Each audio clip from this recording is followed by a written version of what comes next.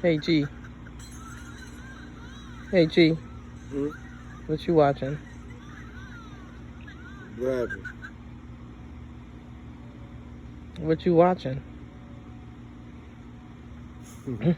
That face when somebody know they being recorded. You always, your eyes just change. Like, really? Yeah, you were giving me the angry look, and then you like, Really? oh, somebody on the camera. So I better be cool. Really? What you thinking? Peace and love, man. Peace, love, and twerk beats. I remember that. That's forever. Tell me about that. What does that mean? Before I knew I was rapping, before I knew I did music, me and my homeboys used to joke around on records in high school, and we called ourselves Twerk Beats. That's before twerking and all that. One of the dudes in the group, he knew twerking was gonna be a big word, and he said we make twerk beats, just like comedians. We thought we were comedians, but now looking back on it, that was probably a good brand. We should have ran with that. Twerk Beats. That was a good group and label name. That was like 2008, 2009. So that's crazy that how ahead of our time we were. Maybe I'll bring it back, maybe I won't, but I'll never forget certain stuff like that. Because that's just where love comes from. It's the memories that never die. Does COVID have you eating food like if you are in on vacation somewhere? I see your plate. Well, I don't know if I'm supposed to be telling people that I can't taste something. That's like when you think about it like that, I wonder how many stars there are that not telling people that they have it. 40% of the COVID virus population is African American, and we only make up 14% of the population. As African Americans, we have to beat the odds every day. So, and everything. I don't get into the numbers that much because of that fact. It's that if you look at the numbers, it's going to tell you 98% of all African Americans is a failure. And then you have to say, well, what do those numbers really mean? They don't matter. I like that. Besides, we're not in control. Well, we're in control of certain things. The goal is to know which things those are and what they aren't. And that's the ultimate thing about life. Is you can never fully know what parts you were in control of and what parts you couldn't alter at all.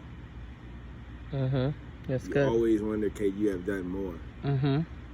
And that's what you have to do on a daily basis, is try to eliminate some of those regrets.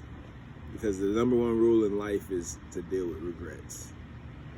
You have to be able to deal with regrets or they'll consume you and you won't get anything done.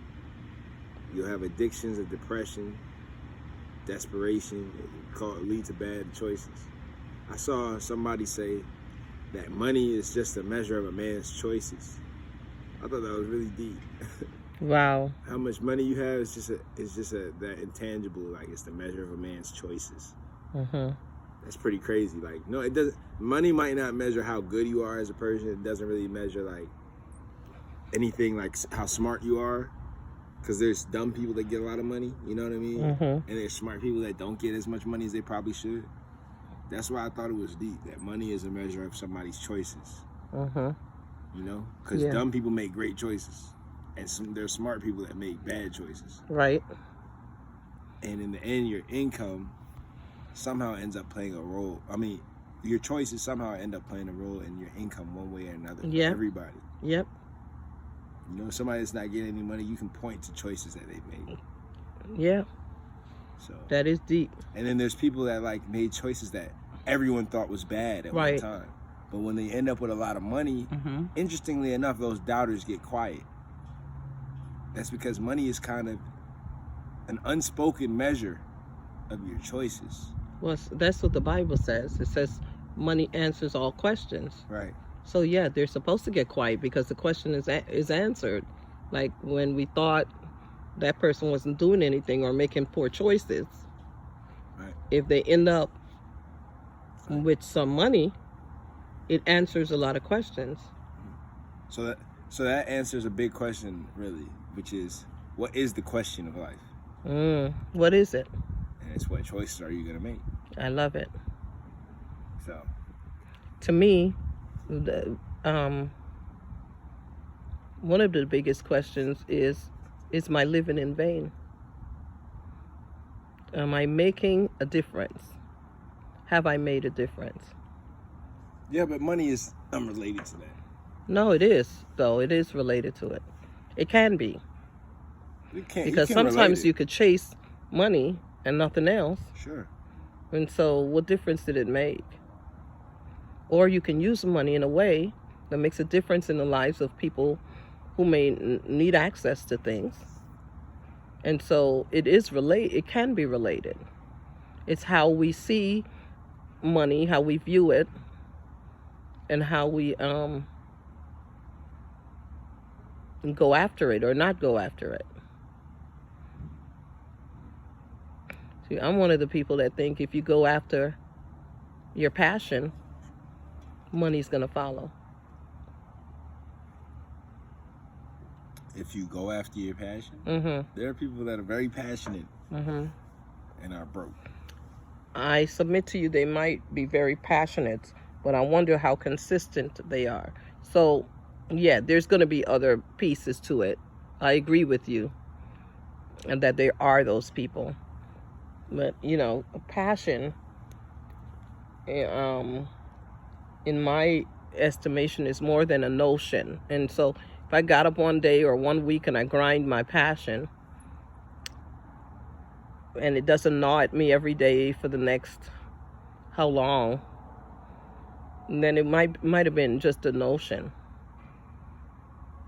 Yeah, but the thing about passion is it's very raw. Yeah. Which makes it unpredictable. Yeah. And that's like you said, it's more important than anything is in terms of success is consistency. Yeah. And that's the thing about passion is it has to be honed in a certain way so that you can use it.